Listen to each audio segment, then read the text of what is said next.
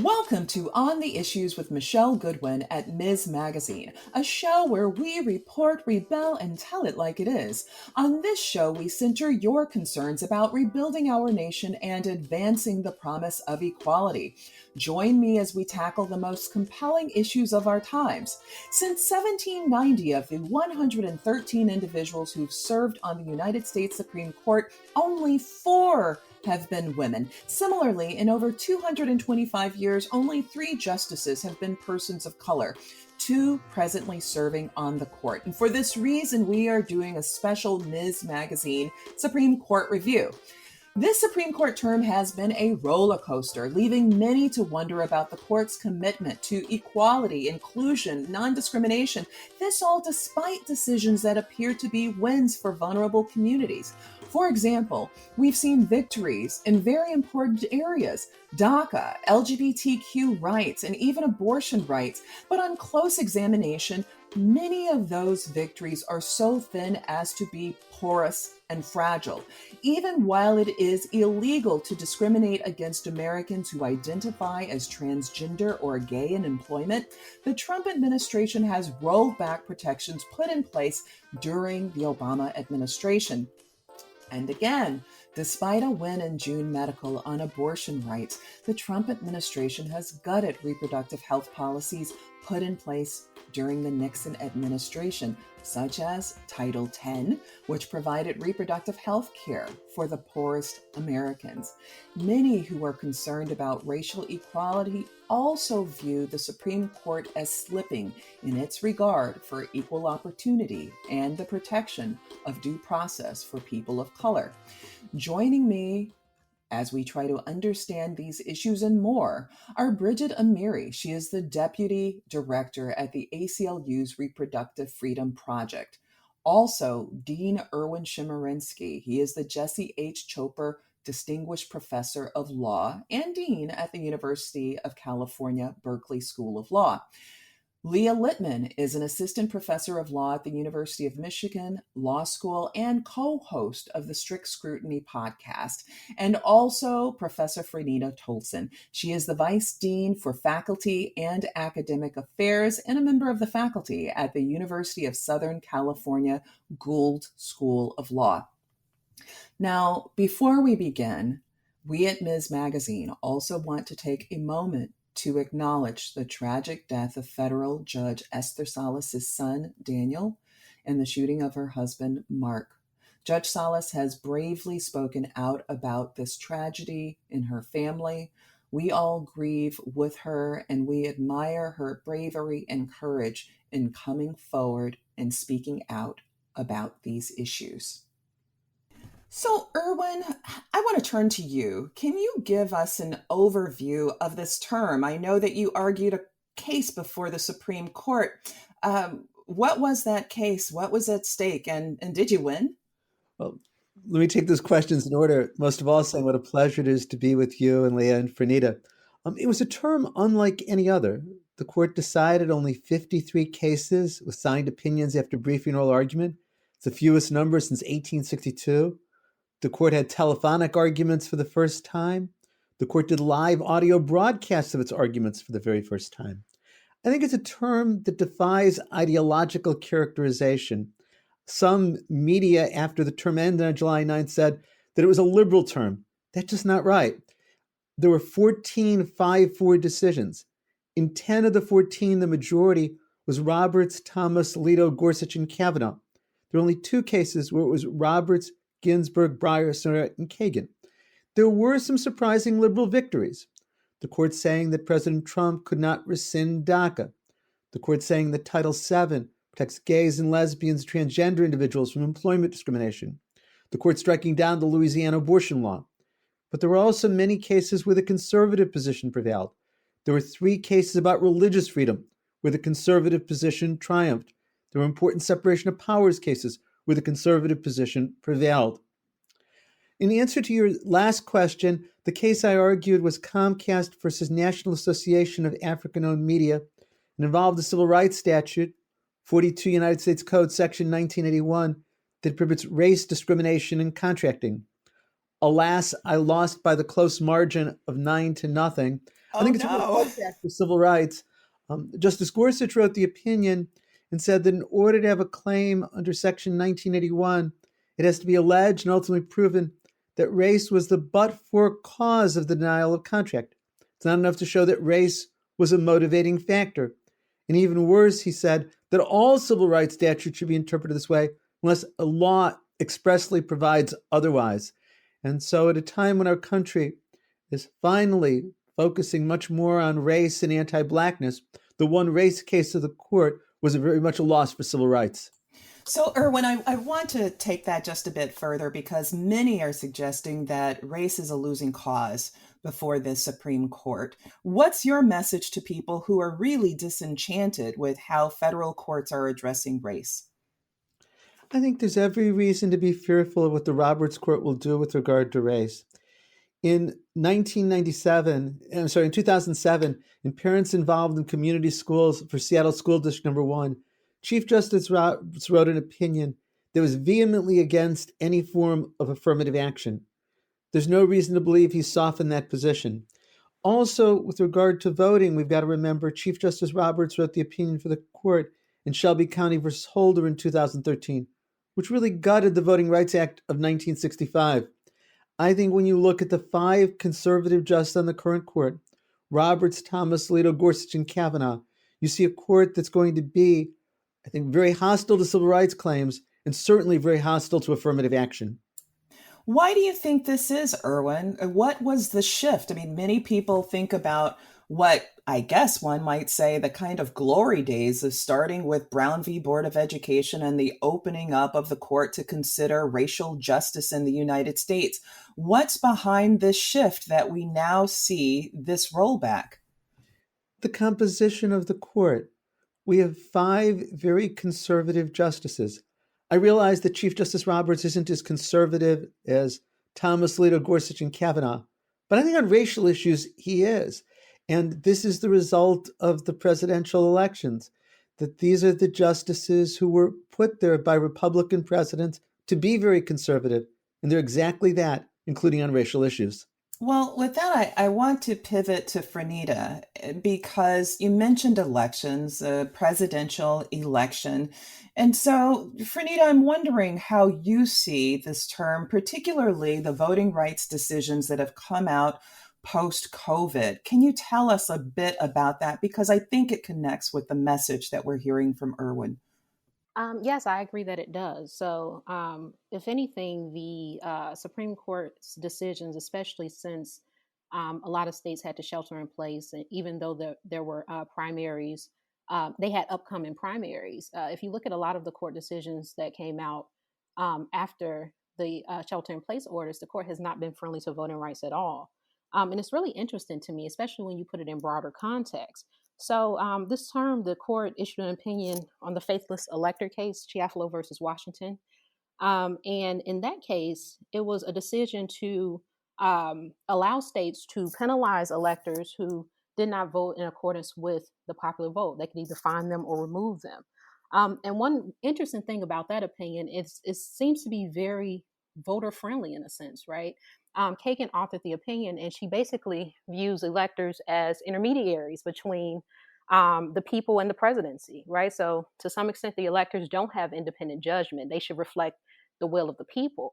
And there seems to be this disconnect, though, right? This idea that electors are intermediaries for popular sentiment, but then you make it difficult to gauge popular sentiment, right? So, we have a series of decisions that the Supreme Court has made in the Corona era where they basically make it difficult for people to cast ballots. So, RNC versus DNC, the decision that keeps me up at night because of the implications for November, right? So, this idea that And kept people up in Wisconsin, especially given that Wisconsin had been a hot spot. And this involves also the issue of race. We can't get away from race, it seems, can't get away because from it. the disparities in terms of COVID related deaths and contractions in the state of Wisconsin were just extreme. Around the time of the primaries, about 40% of the persons who had died from COVID were African Americans in that state, even though they only make up about 6% of the population. Yeah, so the numbers in terms of the racial disparities are really horrendous. And it's compounded by the fact that a lot of Wisconsin voters had to wake up on election day and go stand in line. And so, but the Supreme Court made it difficult for district courts to enter orders that would extend deadlines, right, based on something called the Purcell principle. Right, the Purcell principle is this judicially created doctrine that says that states cannot engage in, courts or even states cannot engage in last minute changes to election rules. And so, applying that principle in RNC versus DNC, the court said that the district court could not extend the ballot receipt deadline. And the interesting thing about Wisconsin, though, Michelle, is the fact that a lot of voters requested absentee ballots and never received them. They did. They never received those ballots, and they were still waiting for ballots to be counted. Right, exactly. And so it's if you read the RNC versus DNC opinion, the thing I find so outrageous is the fact that the court is writing this opinion as if we live in ordinary times. Right. Exactly. We're in the time of pandemic, right? And as everyone said, I mean, they're doing telephonic hearings themselves, and Yeah. and here it is acting as if, yes, these are ordinary times, Right. And an ordinary spring, and it wasn't. it wasn't at all. But I think the sense is that they are proceeding as if that is the case and they don't have to, right? There's a whole line of cases that interprets the Constitution as protecting the right to vote. And so, I think RNC versus DNC really did sort of set this standard for putting a burden on voters, right? If voters want to vote and they did not receive their absentee ballot, they need to go stand in line.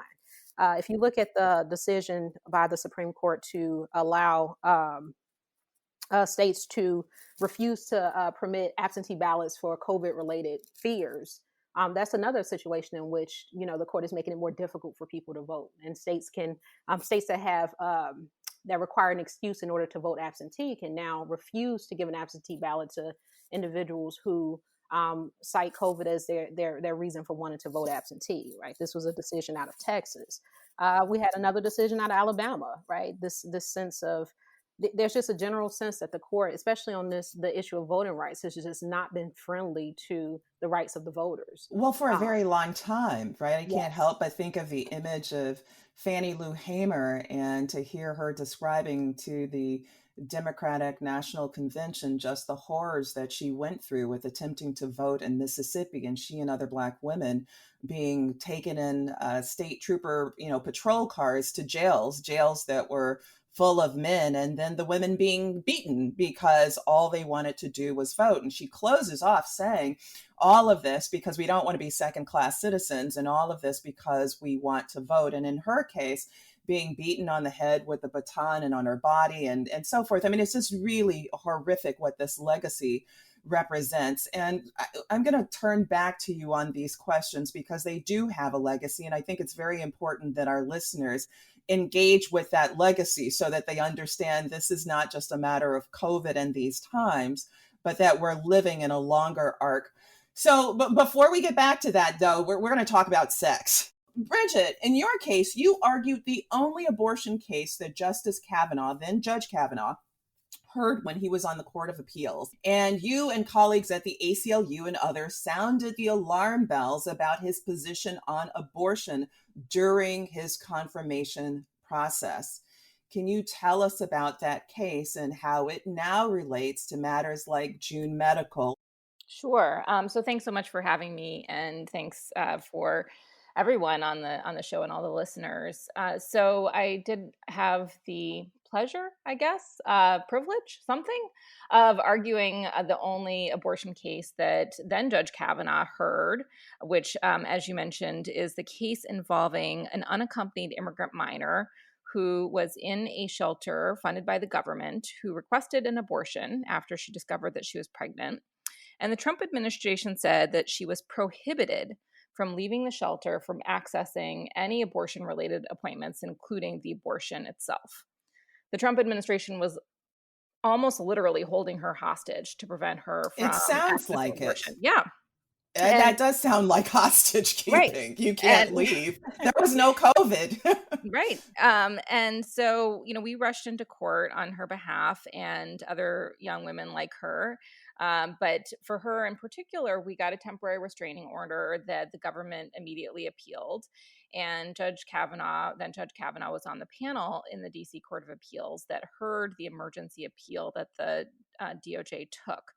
And, instead of ruling on the case, which is very straightforward, this is not a complicated legal question. The government cannot ban abortion under Roe versus Wade. And you can't think of any more of a clear example of banning abortion than quite physically prohibiting someone from accessing abortion. Instead of ruling in the case on the matter consistent with precedent, then Judge Kavanaugh said that the government could continue to prevent her from accessing abortion while the government looked for a sponsor, a family member in the United States for her to be released to. And if a sponsor wasn't found in a certain amount of time, we could start our case all over again, and the government could raise new defenses. And What an obviously, incredible burden, right? right. And obviously that was unacceptable. She was already being pushed further into her pregnancy. We're racing against the clock. She requested the abortion when she was 9 weeks pregnant. And we are racing against the clock because Texas bans abortion where she was staying. Texas bans abortions at 20 weeks in pregnancy. We're already about 14 weeks at this point in her pregnancy. And we said, obviously, Judge Kavanaugh's decision is unacceptable. And so we asked for en banc review, and the full Court of Appeals reversed his decision. And she was allowed to get the abortion. But look at the amount of work that you had to do, and you had the strength of a powerful national organization with you, a flank of attorneys, but it's that which it took in this case for this teenage girl in order to be able to exercise the constitutional right that's outlined for terminating a pregnancy. Yeah, absolutely right. And that the government, the Trump administration and the Department of Justice and the Solicitor General all fought us tooth and nail on this really fundamental principle that the government can't ban abortion for anyone. And so we did sound the alarm bells, as you say, when Kavanaugh was being considered to replace Justice Kennedy. And we said, he may say at his confirmation hearing that he's going to follow precedent and he considers Roe versus Wade precedent. But if he does, then why didn't he just apply Roe versus Wade in our case, which was such a straightforward case?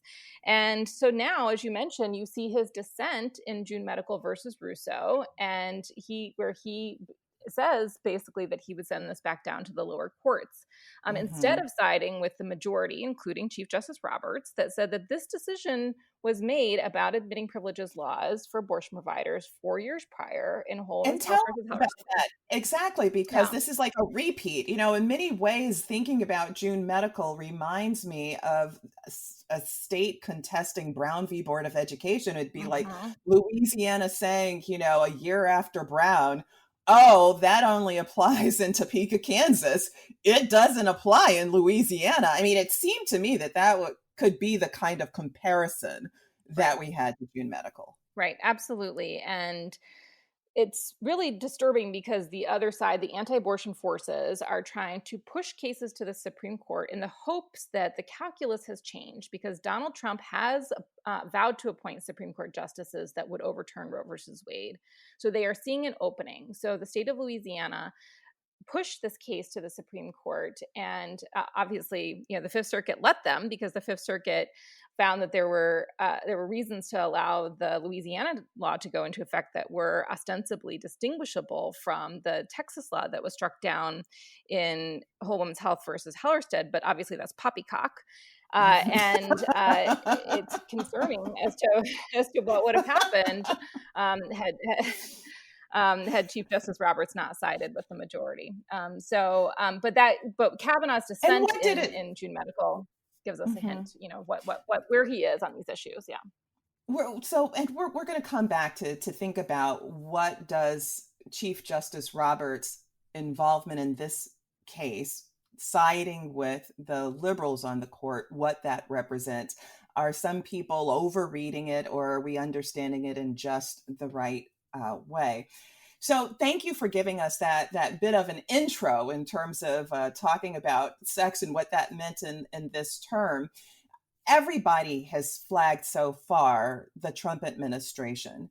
And so, Leah, I want to turn to you. And then we're all going to get into it all together in terms of the presidential immunity case, the Vance v. Mazars case.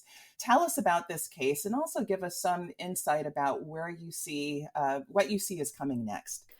Absolutely. So Trump versus Vance involved a New York grand jury subpoena to the financial accounting firm that housed the president's financial records. Under prior precedent, it seemed like that subpoena was surely valid. After all, presidents can be sued in civil litigation. That was the case of Clinton versus Jones. You can also issue grand jury subpoenas in federal court directed to the president, even for official papers. That's United States versus Nixon. Nonetheless, this president's personal lawyers, as well as the Department of Justice, challenged the New York grand jury subpoena, arguing that the president is immune, at least while they are in office, from any criminal investigation that, even if it's not directly targeting the president, might implicate him at some point down the road.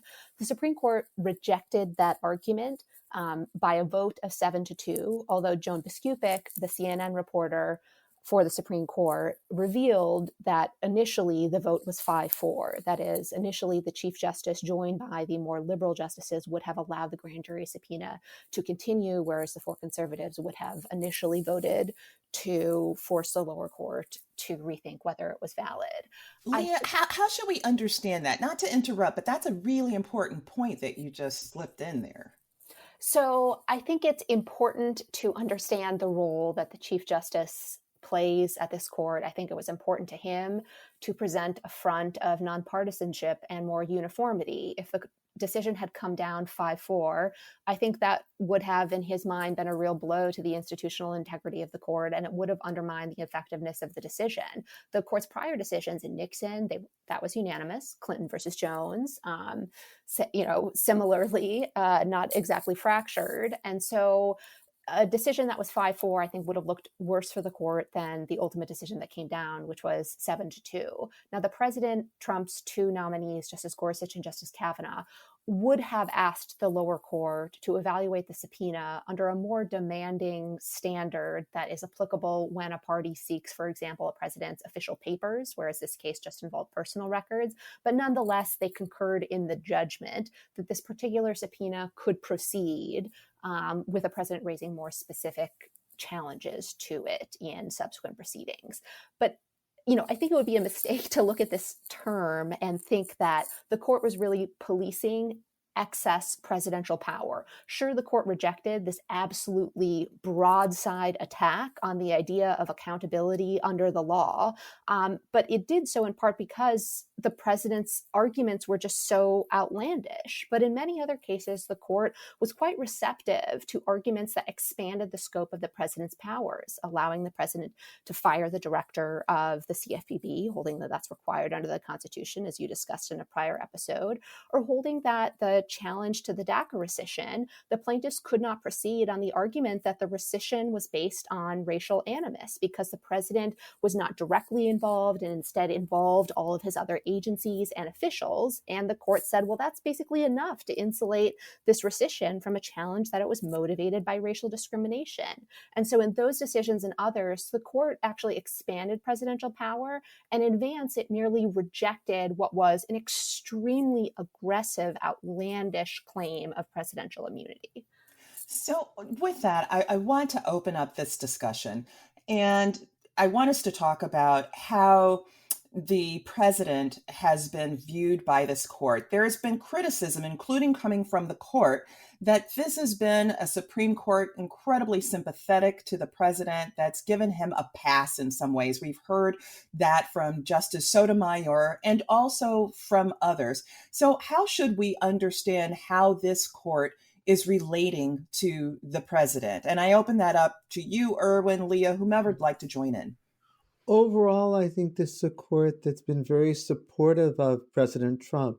I go back to Trump versus Hawaii from 2 years ago, where the Supreme Court upheld the Muslim travel ban. Also, there have been a number of Supreme Court rulings on matters that didn't come before it for briefing and argument, what some have been calling the shadow docket, where President Trump has done very well before the court. So when President Trump unilaterally changed asylum rules in a way that clearly violates federal statutes and international law, the lower courts enjoined it, but the Supreme Court lifted the injunction. Or another example where President Trump wanted congressional funding to build the border wall. Congress said no. President Trump refused to sign a spending bill. He had a longer shutdown of the federal government than any time in history. He capitulates and says, we'll sign the budget bill, but then he diverts Pentagon funds to build the budget wall in a way that clearly violates the Constitution and federal law. A federal district court judge issued an injunction against this. The Supreme Court 5-4 lifted that injunction. The Ninth Circuit affirmed the injunction in June. And just last Friday, the Supreme Court again, 5-4, lifted the injunction to allow President Trump to use federal funds to build the border wall without any congressional or constitutional authority. This is unheard of. Right. I mean, these are the examples where President Trump is doing very well before the Supreme Court, much too well, because I think the court is upholding violations of the Constitution. So then can we take seriously then what Justice Roberts has said, that there are no Trump justices, no Obama justices, no fill in the blank Clinton or whomever? How seriously can we take that? In one sense, of course, that's right. Once a justice or a judge is on the bench, that justice or judge has life tenure. On the other hand, we know that the ideology of the justice or the judge matters enormously in deciding cases. And when you're talking about Supreme Court cases, the outcome is so much a product of the life experience and views of the justices. To me, it's very troubling how much the current court, 5 conservative justices, is willing to side with President Trump, even in matters that clearly violate the Constitution. The president's positions are not necessarily out of step with Republican priorities. And I think that it does matter, in the sense that the appointing president, his ideology tends to coincide with that of the justice he appoints. But it's interesting how whenever Roberts votes with the 4 liberal justices, then he receives all of this criticism. His vote in the abortion case and with DACA and the Title VII case are all instances in which he's received a lot of criticism. There was a op-ed out recently which called on him to resign, in part because of leaks from the court, but also it's sort of tapping into this general sense that because he has voted with the liberal justices in some cases in this term, that has created this sense that he isn't really adhering to GOP priorities, which which is something which should not be a question at all for a justice on the court anyway. The justices are supposed to be, calling balls and strikes here. But I think our political reality is that these are not neutral arbiters, right? These are individuals. They have very conflicting views of the world, and that our politics are so polarized that anytime one of the justices goes against, and I'm putting that in air quotes, what their supposed view of the world it should be, then they receive extensive criticism. And so it raises a question about, the position of the court and what our politics have done to it. So on that note, Bridget, I want to turn to you in thinking back about sex in the long arc of this court, because to think about Roe v. Wade, it's Justice Blackmun who pins that decision. It's a 7-2 decision. He's a Nixon appointee, right? To think about Title X, it's George H.W. Bush shepherding it through Congress, and it's Nixon signing it into law. It's Nixon being interviewed then by the leading papers in the country and saying, this is just plain old common sense, making sure that the most vulnerable Americans have access to reproductive health care. And so now as we, pivot forward and we look at June Medical and we look at the span of trap laws across the country, what is really the future of abortion rights and contraceptive rights in our country, given the makeup of this court? That's a great question, and I wish I had a crystal ball, but you're absolutely right. Me too. Where's the crystal ball, somebody? Exactly. I wish I had it. It would make my job a lot easier, but you're absolutely right that a number of people, Ronald Reagan too, when he was governor of California, was pro-choice. So really when the religious right came into power in this country, really, when they claimed this power and pushed Republican candidates and Republican politicians to say that they were anti-abortion, anti-contraception, that's really when we saw a big shift in this country. And so that's really driving a lot of what is happening. Because they weren't today. before. And just as you say, with Ronald Reagan, not really, neither with Nixon, not with George H.W. Bush. That's right. Yeah, Bush Senior as well, all of them. So it's really just changed how politicians have talked about abortion and their policies on abortion as well. So with June Medical, there are those picking up on what Franita said. There are those that have said that, look, Roberts has lost his religion. He sided in the wrong way because he joined the liberals. But really, can you help us unpack a little bit more with the nuance of Justice Roberts joining with the liberals on the court? Does it really mean that he's changed, changed his point of view, his jurisprudence on reproductive rights? Or was there a particular reason, do you think, that he joined? Was it about precedent and deals being struck behind the scenes on the court, or anything else? So the opinion that he issued in June Medical Services, he refused to join Justice Breyer's opinion, which would have affirmed and applied the court's prior decision in the Texas case, Whole Woman's Health versus Hellerstedt. That was a decision that struck down the admitting privileges requirement that Texas enacted. Justice Roberts, the chief, wrote separately to say he thought the court's prior decision in Whole Woman's Health versus Hellerstedt was wrong. Now, that was the decision that invalidated the admitting privileges requirement that would have closed over half of the 40 clinics in Texas and left only 7 clinics in the entire state, all of which would have been closed in major metropolitan areas. Exactly, for all of the women in Texas. You can't make that up. That's the decision that the Chief Justice thinks is wrong, lest you think he is some great liberal savior. He said, instead, I am required to adhere to that prior decision, which I think is wrong because the court struck down an admitting privileges requirement that had similar kinds of burdens as this Louisiana admitting privileges requirement, which would have closed 2 of the 3 clinics in the state. Well, I will agree that this particular law is invalid. But I refuse to apply the legal test that the court adopted in Whole Woman's Health versus Hellerstedt, which is more protective of abortion rights than the legal standard I would like. Instead, what he said is, I will not inquire into whether a state law advances a valid purpose. Instead, I will allow legislators to pass laws that they merely have reason to think might have a legitimate purpose. They don't have to back it up with any evidence. They don't have to back it up with science. Instead, they can just say, yeah, we think this might be good for women's health. And then I will only focus on the burden that the law imposes. That is the same standard that proponents of restricting abortion have been advocating for the last several years. And that is the standard that the chief adopted and indicated he would apply in future cases. So in many ways, then that was like a kind of temporary win in some ways for those who support abortion rights. But really what he does in that case is to open the door for the enactment of more trap laws, more laws just like the one that was struck down in Whole Woman's Health. I think that's exactly right. Yeah, go ahead, Erwin. You asked what explains John Roberts' ruling in the June Medical Service case. My own explanation is it's about respect for the Supreme Court. The Supreme Court 4 years ago declared unconstitutional the Texas law.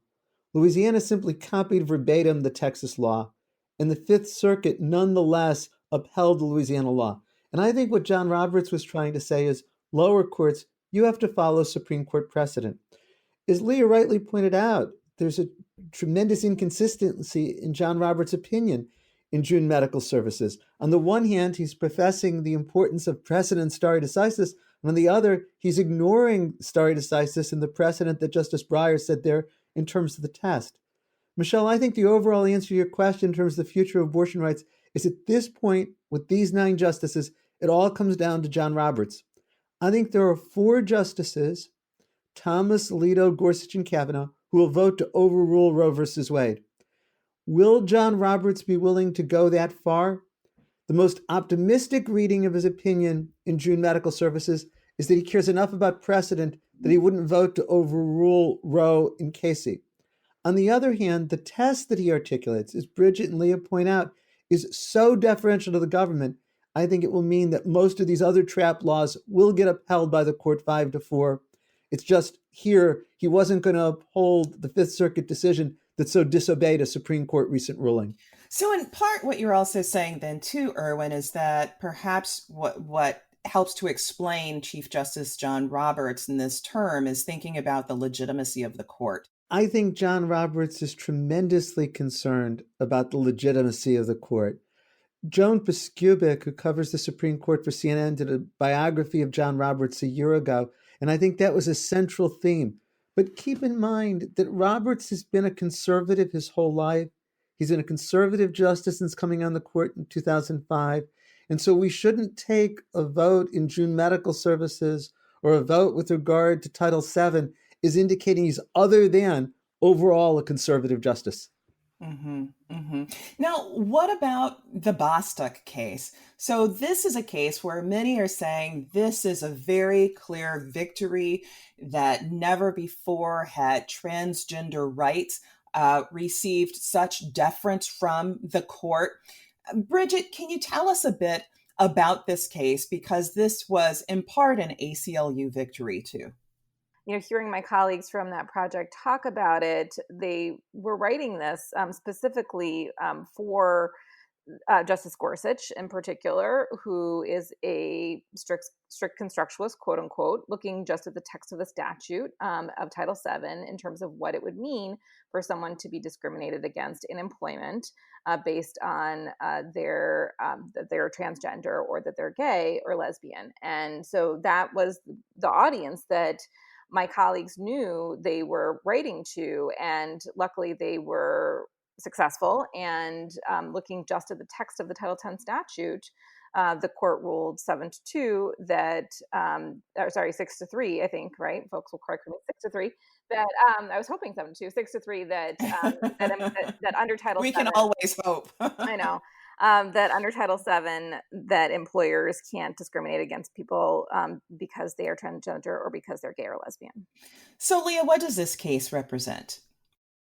I think it's an important victory for LGBT workers. It confirms that employers can no longer fire employees simply because of their sexual orientation or gender identity. But I also think it's important to note that the decision has real limitations and could be substantially restricted in the future. Specifically, Justice Gorsuch, who wrote the opinion, said that he was not deciding whether employers who have religious objections to LGBT equality or workplace non-discrimination protections, he was not deciding whether those employers were also subject to Title VII's prohibition on discrimination. And in fact, the court's subsequently decided cases on religious liberty suggests that Justice Gorsuch, along with the conservative justices, will conclude that either the Religious Freedom Restoration Act, a federal statute that limits the ability of other federal statutes to substantially burden religions, or the First Amendment's religion clauses will prohibit Title VII from being applied to employers who have religious objections to workplace equality protections. And so while the decision in Bostock is an important victory for LGBT equality, it is important not to overstate how significant it might be, particularly in the hands of this court. It seems that that's a real theme of this particular term. And so I want us to pivot just a bit from the cases themselves to dig a little bit underneath and to talk about precedent and textualism and also the composition of the court. Can you give us a sense of what it is that you were thinking about at the time during the Obama administration when you suggested that perhaps Justice Ruth Bader Ginsburg and maybe Breyer should be thinking about retirement? In March of 2014, I wrote an op-ed in the LA Times encouraging Justice Ginsburg to retire at the end of the term. I said it was apparent that the Republicans were likely to gain control of the Senate in November 2014. And who knew what was going to happen in 2016 in the presidential election? Who knew? That was an understatement. And I said the only way she could be sure that somebody with her values and views replaced her would be to leave then, because there was a Democratic president and a Democratic Senate. I had no idea the reaction that I would get, including from Justice Ginsburg, who gave many interviews saying, some, such as Roland Chemerinsky, think I should retire and I'm not going anywhere. And hate mail would be a generous way of describing it. People who would usually have agreed with me strongly differed. It was a gamble on her part. And if she makes it to the end of the Trump presidency, it was a good gamble. If President Trump gets to replace her, then we could think about it. Now, the only thing that I can say is I, like everyone, just wish for her good health and for staying on the court for a long period of time. President Trump has been able to appoint or nominate more federal judges than any other president, save George Washington. What does that mean in terms of the future of our federal courts? Can I weigh in here, Michelle? Yes, please. I find it terrifying in a sense, because what it means is that we're going to have a majority conservative federal court system for a generation, right? And so, to the extent that the courts have been a refuge for, liberal and left of center causes for the last 3 decades, I think that requires a change in strategy. Now, we've been trending in this direction for a while, right? The Supreme Court hasn't really been liberal for a long time, or even really moderate. Like, we've been sort of moving headed in the direction of a more conservative judiciary for a while. And so maybe it is sort of, this is a move in terms of thinking in terms of broader strategy and how to give voice to the issues that people on the left care about. Maybe this is something that should have taken place a long time ago, because the courts have been trending in this direction. What's one of the things that's so deeply disconcerting, though, is that, again, if you think about Roe v. Wade and some of the decisions that came about in the 50s and 60s and so forth, I mean, these were people who were Republican appointed, who thought that, racial equality, makes sense. You don't have to be a liberal to think that. That women are full persons and are entitled to dignity and autonomy. Do you need to be a liberal to think in that way? In our politics? Yes.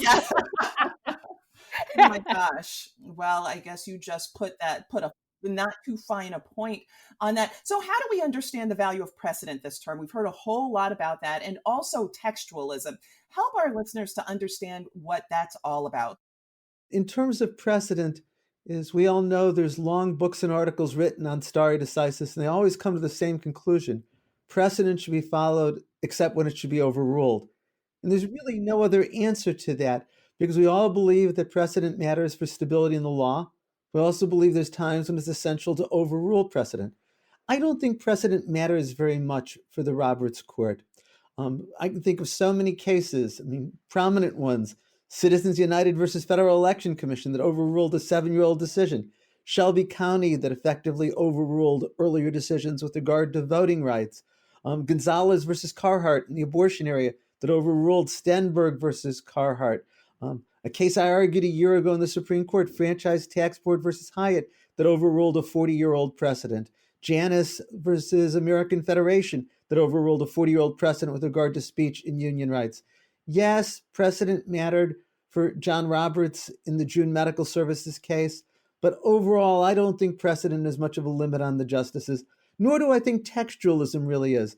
The problem with textualism is words are inherently ambiguous, and the justices say the plain meaning of the words is this, but you could easily see the plain meaning being something else. So I'm skeptical that textualism really gets anyone very far. And in fact, to dig just a little bit deeper for our listening audience, Leah, tell us what exactly does textualism mean or imply? Sure. So textualism is the idea that courts should be interpreting statutes according to the words they actually use, the words that are enacted into the laws, not based on what Congress or another legislature's purpose was in enacting the statutes. So that's the philosophy of textualism. But as Erwin was noting, there's a lot of ambiguity in applying textualism. What specific word or phrase do you look at? How do you compare and contrast one provision to another? And also a lot of textualists do look at things like context. What was on Congress's minds when they were enacting a statute? What was the common usage of a phrase? And so that methodology gives decision makers a lot of discretion, just like most other methodologies. methodologies do. And a great example of that is Bostock. Every single opinion in Bostock claimed that it was applying textualism. Every single opinion in Bostock claimed that Justice Scalia, the proponent of textualism, would have sided with them. If every single opinion in a case can reach all manner of outcomes on the basis of a single methodology, I think that should lead us to question whether and to what extent that methodology is capable of actually resolving these cases. Yeah, I mean, it would lead some to think that perhaps it's all outcome determinative, right? And just slap textualism on it for a certain level of legitimacy, appealing to a particular cohort. But in the end, as you say, it turns out that it's varying, and we see that in one case in Bostock. So many different opinions, and all claiming to be grounded in textualism. And I think if I can jump in, this is Bridget. All of this conversation is making me feel like we need to say explicitly that the courts are not going to save us. The extent that people think that long-lasting social change and progressive change is going to happen through the court system, uh, that's just not going to happen. The only thing that is going to make a difference in terms of social change is sustained social movements and enacting laws, and it's the people in the streets who are fighting for justice and changing people's attitudes and minds. They're all tools in the toolbox, but this idea that we can solely rely on the courts to protect our rights and to further civil liberties is mistaken, and we can't get complacent about the other ways in which are equally, if not more important, to make and sustain change. Well, with that, it brings to mind any number of issues, but one that I want us to turn to is to think about the weaponizing of the First Amendment. So, as we think about this court and we think about some of the shifts that have taken place, certainly with regard to reproductive health care and rights, though not exclusively, we see what Justice Kagan at one point called the weaponizing of the First Amendment. Erwin, what does that mean to you, that weaponization, and what are the ways in which we've seen it? Sure. The weaponization of the First Amendment means using the First Amendment to strike down other kinds of social welfare laws and regulations. It's really trying to use the First Amendment in the way the Due Process Clause was used early in the 20th century. I'm going to give you a couple of examples. Michele, you and I wrote a law review article on a Supreme Court decision from a couple of years ago, the National Institute of Family and Life Advocates versus Becerra. That's right. NYU Law Review, you all. Yes. It involved a California law that seemed quite simple. It said that facilities that provided reproductive health care to women had to post a notice. It just had to be on the wall saying the state would provide free or low-cost contraception, abortion for women who could not afford it. And also it said that unlicensed facilities had to post that. The Supreme Court 5-4 declared that unconstitutional. Justice Thomas wrote for the conservative majority and said that it was impermissible compelled speech. Or a moment ago in passing, I mentioned the case Janus versus American Federation. In 1977, in Abood versus Detroit Board of Education, the Supreme Court said that non-union members are required to pay the share of union dues that go to support the collective bargaining activities of the union. The court said non-union members benefit from collective bargaining in their wages, their hours, their condition of employment. They shouldn't be able to be free riders. But the court 5-4 overruled that precedent in Janus and said no longer can non-union members be required to do that. That's the case where Justice Kagan in dissent accused the majority not only of ignoring stare decisis, but of weaponizing the First Amendment. Of the 113 individuals who've served on the court, only 4 have been women. And similarly, in over 225 years, only 3 of the justices have been persons of color, 2 who are presently serving at this time. How do we end up diversifying the court? And I can't help but think that that's really tough, given that with the help of Senator Mitch McConnell, that President Donald Trump has stacked the courts, and the majority of those people who've been appointed are people who are white men. Anybody want to respond to that? Well, this is Bridget. I'll also, ignite Leah on this too, because I know she's interested in this topic too. But who are the lawyers who are arguing in front of the Supreme Court? Who are in the pipelines for the types of jobs that would lead them to be appointed to the federal judiciary? And it's overwhelmingly white men. I mean, the number of women and people of color who argue at the Supreme Court is so slim, it is appalling. I think Bridget is right that the courts will not save us. But I think Erwin, Fernita, and you are right to say the courts could do a lot to hurt us. You know, it's not just the weaponization of the First Amendment. You think about a bunch of possible initiatives that a Democratic president and a Democratic Senate might do in order to make for a more inclusive, equitable world, increase access to birth control, increase parental and family leave, use race-conscious remedies to address discrimination in voting and policing. All of those initiatives would be vulnerable to a conservative Supreme Court and conservative lower courts. That's why Mitch McConnell is, I think, the most significant politician of our time. Like, the composition of the federal courts are going to have repercussions for decades to come, even though we cannot rely on the federal courts as our saviors, either from our predicament now or predicaments in the future. We have to do more to convince progressives and Democrats to care about the courts, to focus on them, and to appoint the kind of people who are going to be serving on the courts for a long time and moving the law in directions that will make it for a more inclusive, equitable society. So, with that, I want to turn to the closing of our show, and that is to think about silver linings. And you've opened up the hope for that, perhaps, Leah, by just outlining what is at stake and why Senator Mitch McConnell is so significant in these times. I think one thing that the conversation has illustrated today is the importance of a partnership between the courts, political movements, voting rights. Right. So to some extent, yes, I agree that the courts won't save us. Bridget hit it on the head. And but as Leah points out, the courts can hurt us, which is why they need to be a continued focus.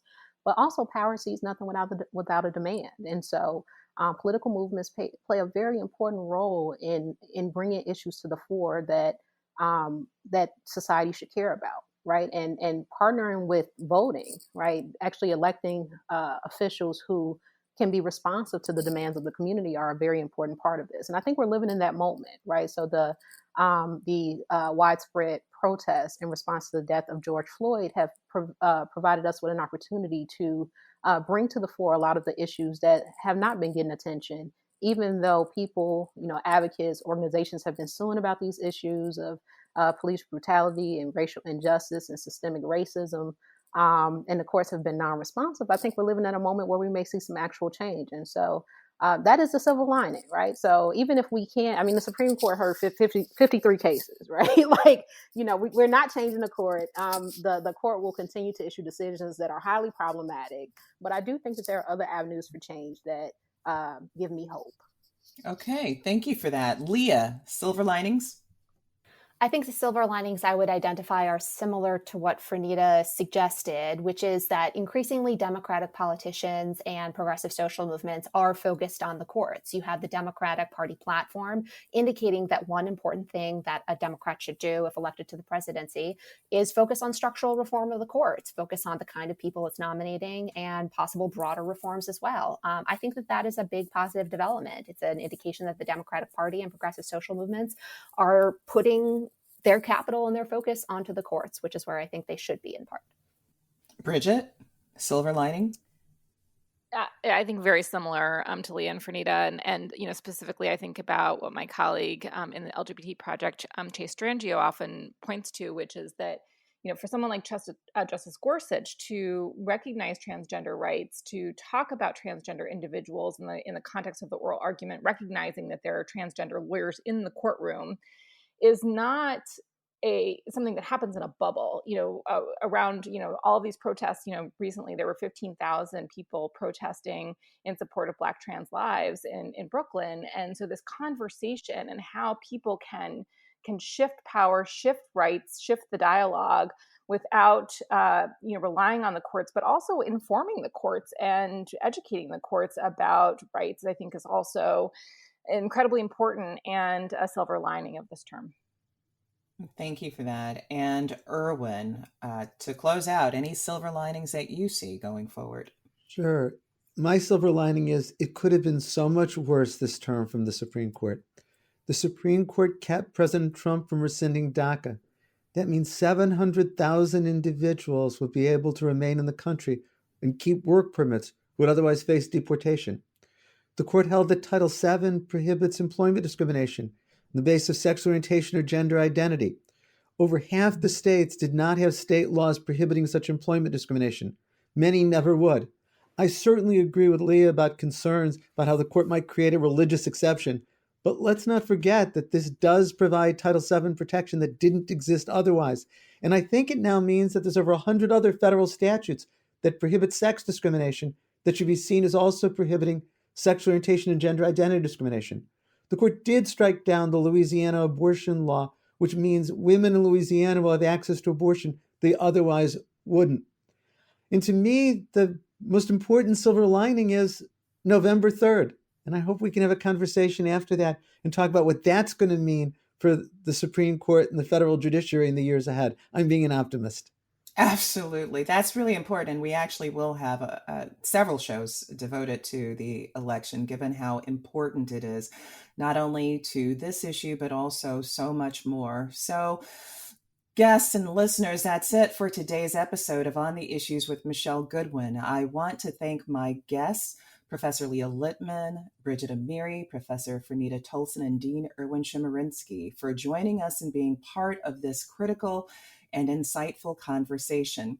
And to our listeners, I thank you for tuning in. We hope that you join us again for our next episode, where we will be reporting, rebelling, and telling it like it is, with special guests, Representatives Jan Schakowsky and Barbara Lee, and tackling issues related to the Helms Amendment. It will be an episode not to miss. For more information on what we discussed today, please head to our Ms. Magazine website, msmagazine.com. And for our guests, if our listeners want to connect with you through social media, where can they find you, Leah? So I am on Twitter at Leah Littman, and you can also follow our Supreme Court Focus podcast at Strict Scrutiny _ on Twitter as well. All right. And Bridget, what about you? Where can our listeners find you on social media? Sure. I'm on Twitter, Bridget _ Amiri, Amiri. First name is Brigitte. And for Fernita, where can our listeners find you on social media? I am on Twitter at Prof Tolson, PROF Tolson, TOLSON. And Erwin, on social media, I know that Berkeley has an account that keeps everything up to date for you. But Erwin, are you on social media? I'm not on social media. I'm not on Twitter or Facebook or Instagram. But if anyone needs to reach me, I am on email at echemerinsky@law.berkeley.edu. Thank you, Erwin. So if you believe, as we do, that women's voices matter, that equality for all persons cannot be delayed, and that rebuilding America, being unbought and unbossed, and reclaiming our time are important, then be sure to visit us at Apple Podcasts. Look for us at msmagazine.com for new content and special episode updates. Rate and subscribe to On the Issues with Michele Goodwin in Apple Podcasts, Spotify, iHeartRadio, Google Podcasts, and Stitcher. Let us know what you think about our show. This has been your host, Michele Goodwin, reporting, rebelling, and telling it like it is. On the Issues with Michele Goodwin is a Ms. Magazine joint production. Kathy Spiller and Michele Goodwin are our executive producers. Our producers are Maddie Ponce and Roxy Zoll. Our research assistants are Zoe Larkin and Latiera Rashid, Rena Wakefield, and Sarah Montgomery. The creative vision behind our work includes art and design by Brandy Phipps, editing by Will Alvarez, and music by Chris J. Lee. Stephanie Wilner provides executive assistance.